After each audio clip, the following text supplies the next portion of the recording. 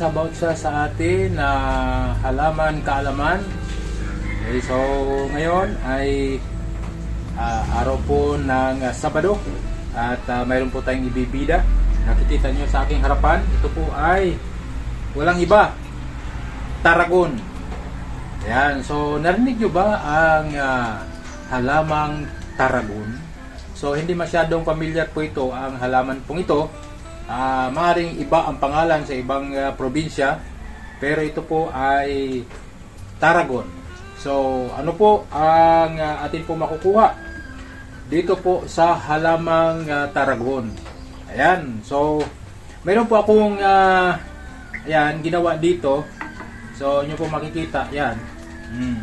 Ito po ay 7 yung ano, talbos niya, o 5 to 7 talbos ng Tarragon. Lagay lang sa ano, sa tasa, ano? Kaya lang nawala na yung hawakan ng tasa ko. Tapos buhusan mo ng pinakulong tubig at hintayin hanggang sa kaya mo nang inumin. Yan, maganda, masarap. So ano po makukuha natin sa Tarragon? Okay?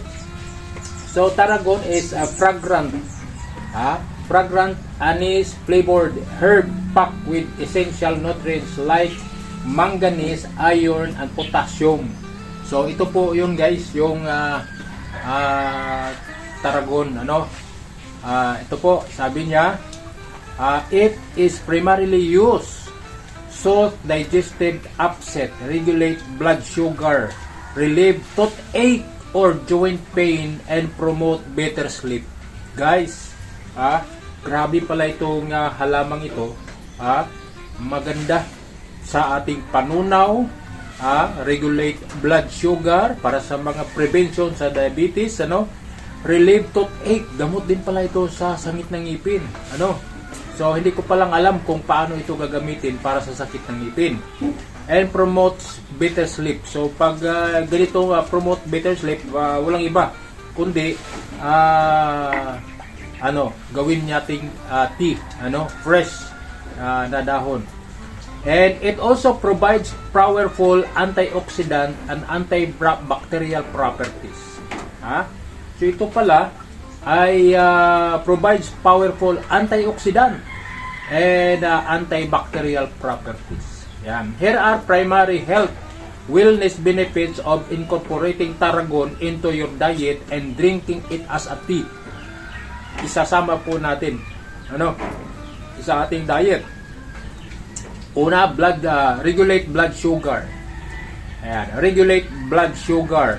Tarragon has been shown to improve insulin sensitivity and help the body utilize glucose more effectively. Sa regular na pag-inom nitong Tarragon tea, ano, so i-regulate niya yung ating blood sugar and utilize glucose more effectively. Sunod, aids digestion. It stimulates the production of digestive juices and saliva, which can help relieve bloating and stomach cramps. So minsan ay lagi tayo nakakaramdam ng kabag, ano po, yan, nakakatulong po, hindi natutunawan. So isang dahilan po kasi na tayo ay kinakabagan dahil hindi po tayo natutunawan. So ayan po. Pain relief.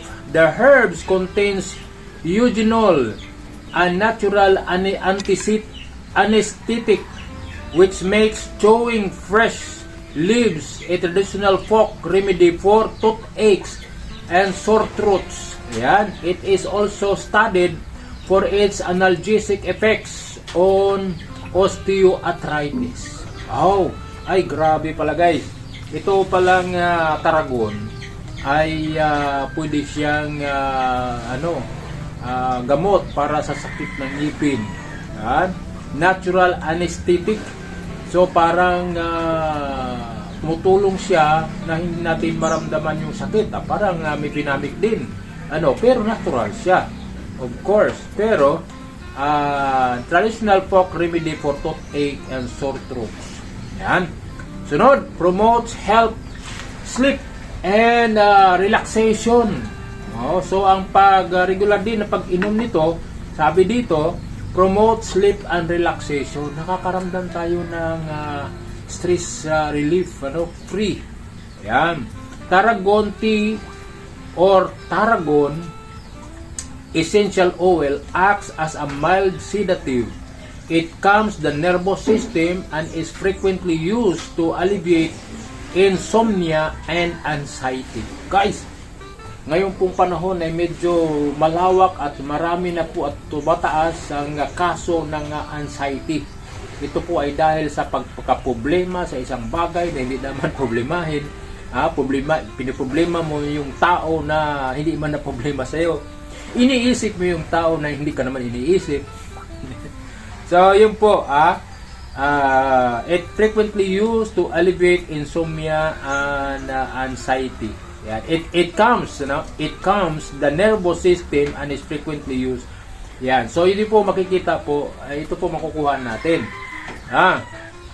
And then, ito pa, caffeic acid. Uy, may caffeic acid. Di ko po, sorry po, pero ito po ay sabi dito, and other bioactive compounds in tarragon help kill harmful bacteria, viruses, and fungi, acting as a natural cleansing ingredient.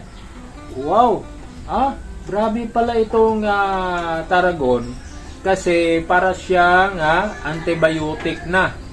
Natural na antibiotic. Bakit po? Kasi meron siyang other bioactive compound in tarragon help kill harmful bacteria, viruses, fungi, acting as a natural cleansing ingredient. Parang bayabas, So of course, pamilya tayo sa bayabas, daw ng bayabas. Kami noon ay ginagamit ng aming nanay yung pag meron kami mga sugat-sugat, ang natural na ginagawa sa bundok ay ang pagpapakulo ng dahon ng bayabas, tapos yun ang ginagamit na upang hugas sa mga sugat-sugat.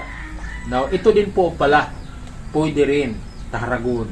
Yan. Pero siyempre, marami tayong bayabas sa paligid, so bayabas na lang. Pero kung in case na meron kayong tarragon at wala kayong bayabas, so ang mga nasa syudad ay bihira na po ang bayabas, mayroon sigurong mga bayabas na hybrid na. So ito, then nutrient dense, although typically consumed in a small amount as a seasoning, it provides essential minerals such as iron, vital for blood formation, and manganese, supports brain health and metabolism. So, kapag hinahalo natin, parang pangpalasa sa ating mga ulam, mga niluluto, pero pwede rin ito makakatulong kung tayo ay iinom. Ito ang sabi niya, vital for blood formation and manganese. So, manganese naman ay supports brain health, ay nakakatulong sa pagpapaganda, at pagpapalusog ng ating utak. Ayan, baka mayroon diyang may problema sa utak, ay kailangan nito, yung tarragon.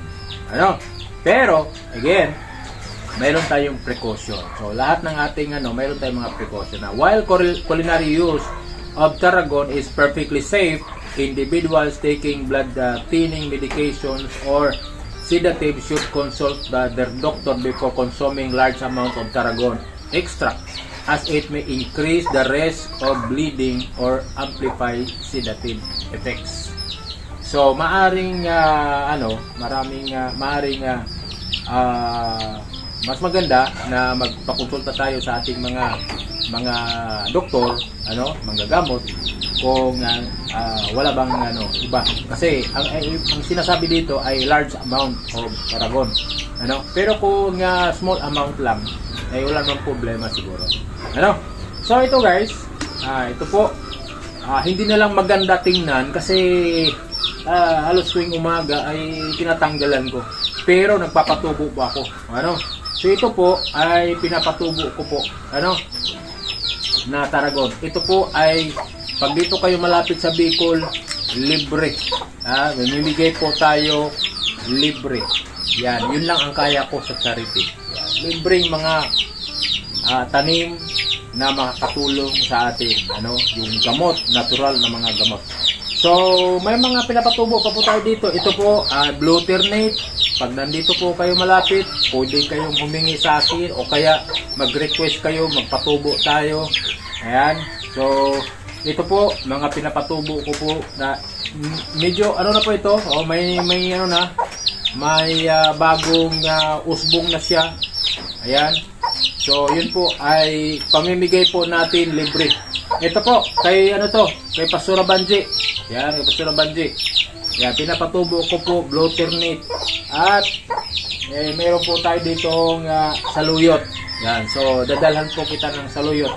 So, yan, hihingi po kayo, magsabi lang po kayo sa akin. Pwede nyo po akong i-PM, sa atin pong messenger. At kung dito lang kayo malapit sa Bicol, kung kaya lang ibiyahe, para lang ibigay ko ito. So, may mga halaman po tayo dito na gamot, para tayo simbang undoy.